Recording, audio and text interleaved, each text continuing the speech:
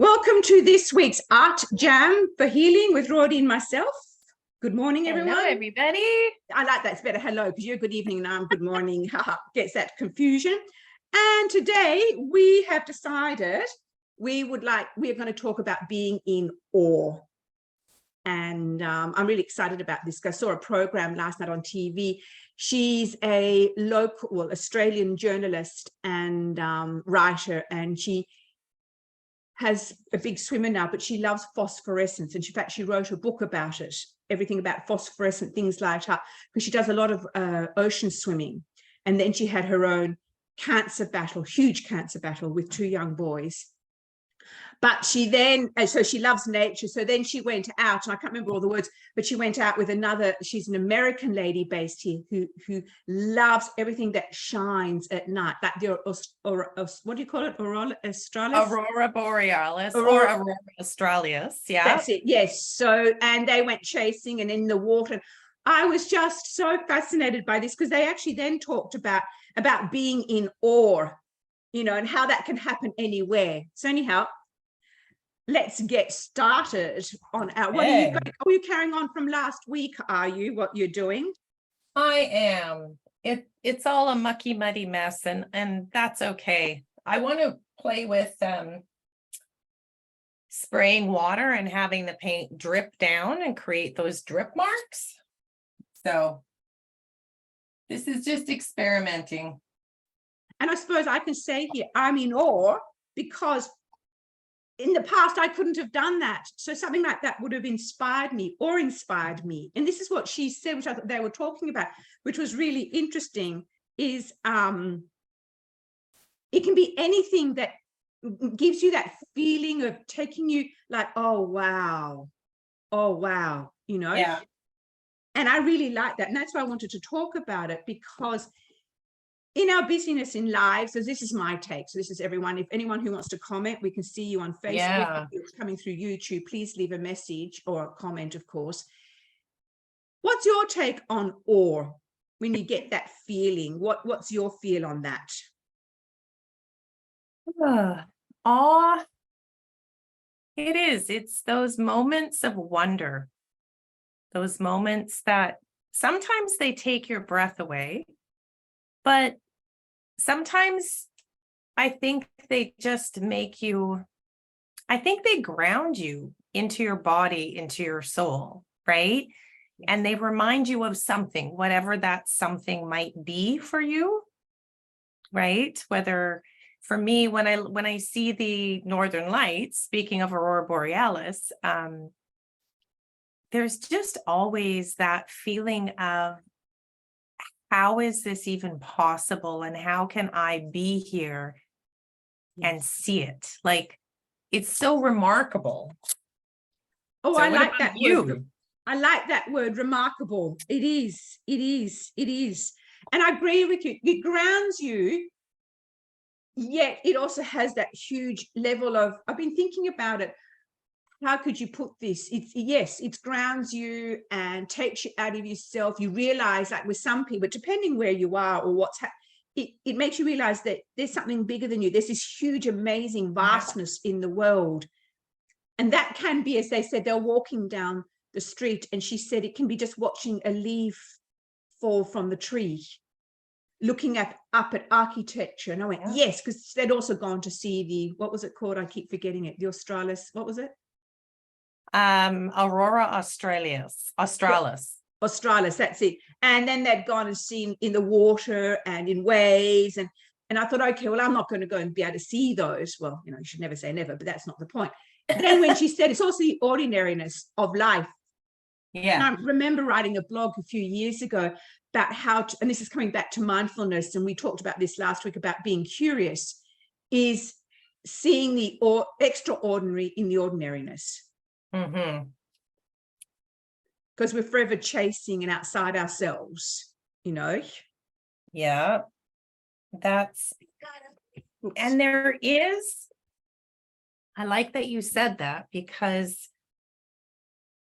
so aside from those big moments, I have a lot of those moments of awe when I'm with my grandsons. Yes. And Yes. that is just a simple, regular, everyday, ordinary kind of thing in our lives. And yet it's really not. They're quite extraordinary, Yeah. right? Yes, this is exactly right. And I think what made me think about it was, again, because we're talking about healing, this has been part of my healing, is coming back to seeing the ordinariness as wow. Because when I'd lost sight of myself, when I was out there, out of my body, it was too painful. So, and you don't feel safe. So I couldn't see, I couldn't even have gratitude. I couldn't see abundance. I couldn't see anything that was awe, you know. And it's been such joy coming back into life. And like you said, being able to see things with, or like even I'm just looking here, like when they say focus on something in meditation, you know, just looking at the way that, oh, you can't see it easily here, the flame in the candle and how does this work? You know, I find now I get quite awe-inspired by things like that. You know, look at that. And the other week, when we didn't have that on the Monday, my partner and I went down that 2-hour drive to a forest called Dryandra. And it's specific. There's 2 of them here in WA because we've got the endangered numbats there, a small marsupial that looks like it's a tiny version of a squirrel.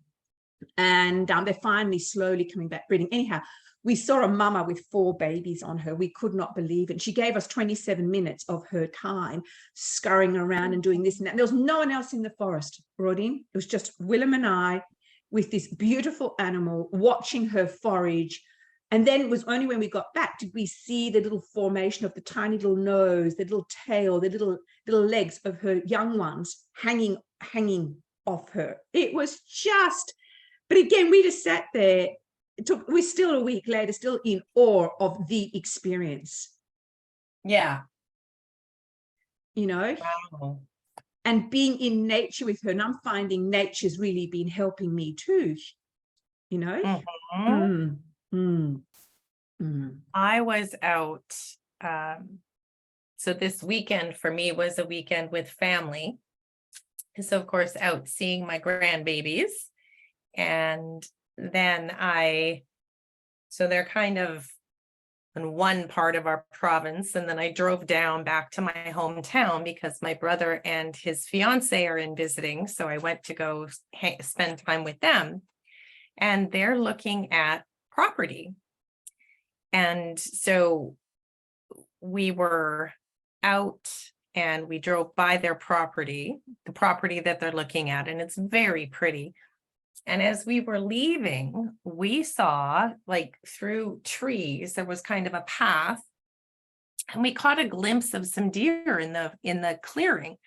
So of course we back up the car and we're looking, and there were like 3 or 4, and it was, you know, a mama and some smaller deer, some little ones.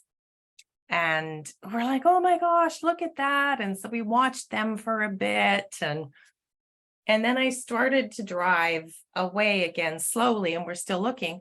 Well, back to the back of that field that we couldn't see from that opening, there's like a whole herd of them. And so you sit and watch, right? And it's like, we get to do this. And I've been finding lately that seems to be something that comes to me often.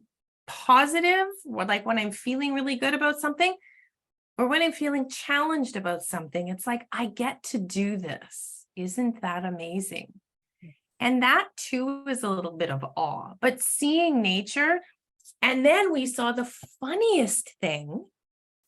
So same field, farther up, my brother says there's a buck, and there are geese in the field too. So we're watching, we go slow. The buck then kind of gets up and prances and goes in to chase these geese, and the geese run away, and the buck keeps, runs to a little farther away and then stops. We're like,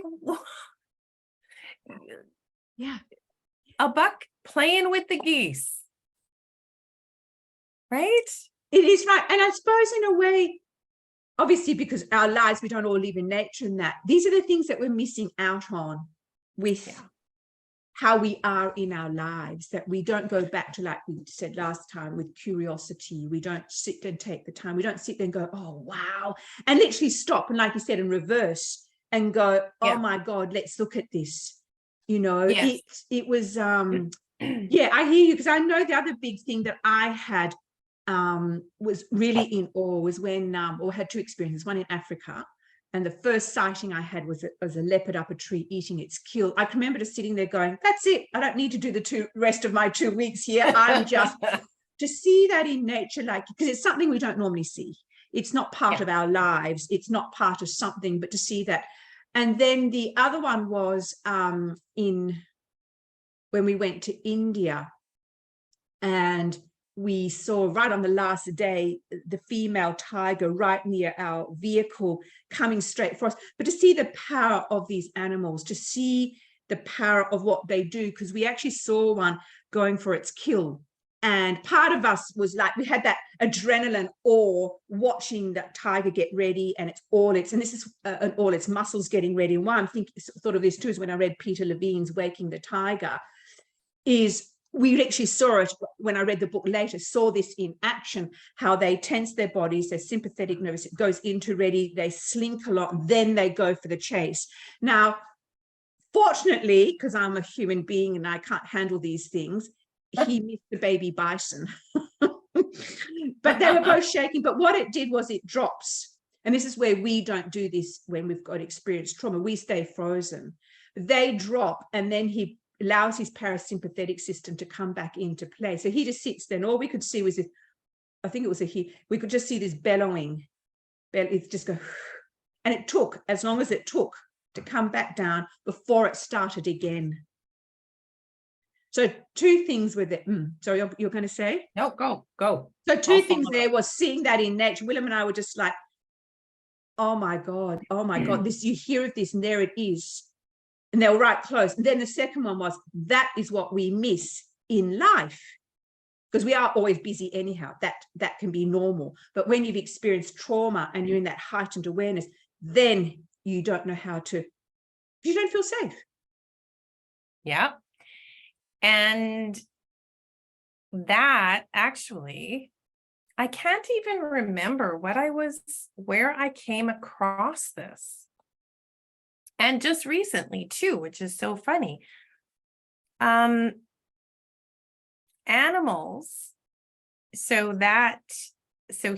it was his breathing that he regulated.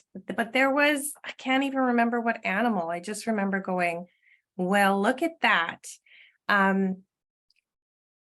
Had like a crisis moment, but then the crisis was past, it was safe, and it started shaking. Yes. And the narrator said it's literally physically shaking out all of that pent-up energy, so that the system, so the body could then go back to being regulated, right? Being in homeostasis and balanced. And I thought, that is so interesting, because sometimes, like when we hit ourselves, right? You smack yourself, sometimes that's shaking, right? Yes. And then I, of course, go, oh my gosh, that would be such a great tip to teach, like my older grandson too. If you've hurt yourself or you're frustrated, to physically get up and move. Mm-hmm. Now, how many times have we heard that? People that are watching, how many times have you heard that? Movement to release energy in the body, right? Whether it's in that moment or just after that moment. And I went, well, look at that. This is something, there must be something to this, because animals in nature do it instinctively, so that they're not overriding their energetic bodies. Exactly right. Wow. Exactly, it is. Wow. And that again, that is that awe, and that is actually right. So there's different ways, as you said, to do things. So there's the breathing, the slowing down. Then, like you said, the movement, the shaking, doing exercise. Because I know if I'm agitated, I need to move. But again, sometimes we do it instinctively without realizing why. But now they're knowing why. True. Yeah. now they're knowing why. That is a big part of, just shake your body, dance around, And that can be also something we were touching on, but it'll be most probably for another one, is that when you also have your aha moments, or you were talking about before we started, when, you're feeling a bit wobbly, not quite sure. Well, again, it's learning, how can I honor what I'm feeling, but also keep myself grounded in that. And that's, I believe that's also a practice and a skill, because I couldn't do that. Yeah. Yeah, I couldn't either. So, and I think also we need reminders, if you really are in that state, sometimes I wouldn't even be able to hear it. So I think, again, it's just learning how to be with someone when they're in that space, just to get them to feel safe and grounded, and then to sort of move. So again, it's just knowing all these things. Mm-hmm. It's so fascinating to me when we have these conversations, how things that have popped into my head during the week, it's kind of like I get to tie them all together or link them all together somehow. Yeah. Oh, and am I going to lose my train of thought now? Shoot, I might. Yeah, it's gone. Darn it. Oh, well. It'll come back. So it's It'll come back. It is taking a breath. And no, I love that. That's right too, because it only came to me last night, and that's why I thought I'd send you a message. Are you happy to talk about this? Because again, it's about being in awe. It's about also being in awe of our beautiful bodies. Because when I was so disconnected to start with, because the pain was too much, then I went for a while, done with therapy. Then I went into spirituality, because I was in awe about that. And there is an awesomeness to that. But then I realized I was disconnected from my body. And, I needed that next fix. And a lot of us don't know how to acknowledge that we stay there. We keep checking in with our gut, with this and that, because it was easier to have someone tell me, or a guide tell me, or an energy tell me, rather than staying in my body. So I've been finding this really interesting, how we do this. How can we stay in awe of these beautiful bodies after we've experienced trauma? Because when you're in it, you can't see awe. Well, I couldn't anyhow. And the awe in everyday life is just, and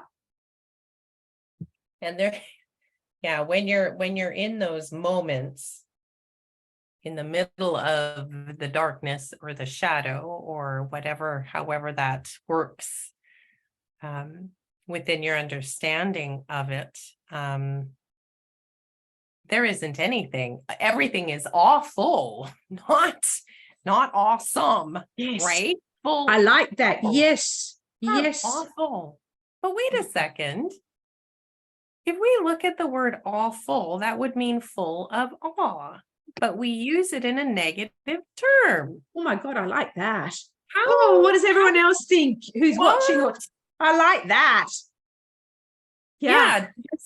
Does someone have a better linguistic knowledge than me because I can't think offhand of what the root of awe is, but awe and full should be full of awe. Yeah. If anybody knows, let us know in the comments, please. Oh, wow. I like that. And that's why I always like these conversations. And I think the other thing I was thinking about when I was thinking of awe, I jumped out of a plane a few years ago. And I can remember just before I jumped, or as he pushed me out, I was ready, supposedly. Oh, God. And we jumped into cloud, which didn't actually help. But anyhow, that's another story. But I can remember, despite the fear I was experiencing and triggering into feeling unsafe, even though, again, logic doesn't come into this. No. I can remember looking out there, because we were above the clouds to start with, and going in awe of, wow, this is the universe.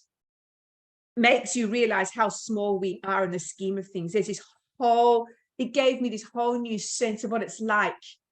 And also when I go out of my body, which I've done 4 times, I've left my body, and you go out there and you feel held, and we jumped into cloud, and it was just like, oh my God, wow, here we are. And it was so silent, breathtakingly silent. I've heard that. breathtaking. It was breathtaking. And in a way, I'm really glad I'd got a GoPro, paid for him to do the GoPro. He was cheeky behind me, because he was doing all these funny things. I was, but because sometimes I didn't have the memory, was able to go back and look at it and to actually see it. What I actually saw was the vastness of the land, the vastness of the universe, everything like that. It was just, again, awe-inspiring, awesome, full of awe. Yeah. Love it. Full of awe. So, wow. Is there anything else you'd like to say on this topic?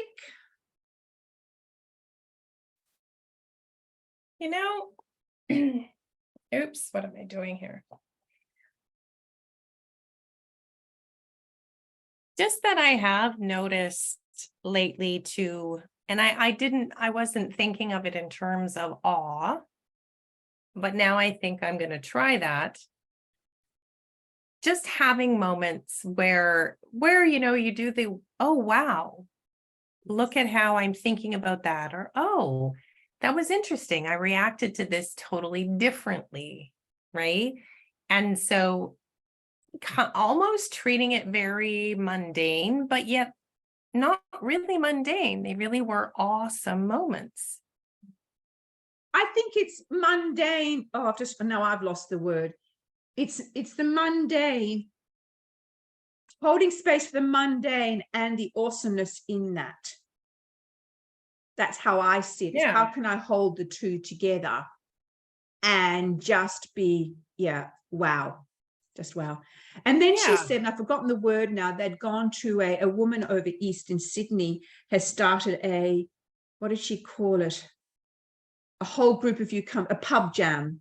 But it got so big that it's now in a beautiful hall, and there was 2,000 people, and the woman up the front stands there and teaches you how to sing a certain song. And then you have a break and then go back. And she said initially the first half, everyone's voices were nothing. Then collectiveness came together. And there's a word called, we shouldn't have brought it up now because I can remember, it was something about being the collectiveness, how everyone ended up walking out, even though they didn't know each other, perhaps some of them never sung before, but in that time, 2,000 people came together and went into sync. Yeah. And they sang from the vibrancy in their bodies. I still got goosebumps. The vibrancy in their bodies was huge. This is a whole other topic too. There is a whole lot of power in the uniting of our voices and our energy, right? And it really does kind of amplify and raise everybody up in such a phenomenal way. And we don't realize it. No. Right? That's right. And I think we're coming to the end. We talked so fast what happens. But I think in the end, also with the way our society has gone and social media and internet and that, we have become disconnected, not only from ourselves in many ways, but from our community and that sense of belonging. And so I think doing these sort of things, how can you bring that back into your life, whichever way is right for you? Because we have forgotten what that collectiveness means, that collective voice or the collective experience, or, and that's why I'm loving what we are doing, because what I'm wanting eventually is that people do comment, become part of it, gets them reflecting, and then that energy, then that has that rippling effect, that beautiful butterfly you feel in South America, and it ripples, or the drop of water in the ocean, to have that rippling effect. Yeah, absolutely. Absolutely. Oh my goodness. Well, I've been today just practicing from a girl. That's why I love Instagram. So little markings, and then none of them are perfect. Hers, because she has what do you call that? We have a little, I think it's mathematical or graph paper. That's it. She has graph paper. So hers are perfect, but I don't have graph paper. So I just thought I'd do it. And again, it's about being in awe with what you create, what comes out of your, what comes out. So I love it, love it. So thank you again, Rodine. Oh, I can't wait for next week. I must say, this is one of my heart. I love what we're doing. Love it. I do too. Others do find that too. And for anybody watching, please comment what moments in your week, when you see this, whenever in your day, What moments have maybe filled you with a little bit of awe, a little bit of inspiration? We'd love to hear from you. Absolutely. And it can be, please, it's anything. This is what I love. It's just, how can we make our lives awesome, in awe, full of awe, just with things that we're already doing? We don't have to jump out of planes, go here, go there. Some of us won't ever see deers because we live in the city. You just stop and watch a deer chase geese. That's right. That's exactly, visualize it. That's exactly right. Enjoy. Have a wonderful week. Have a wonderful week, everybody. See you next Sunday. See you next week. Bye. Bye.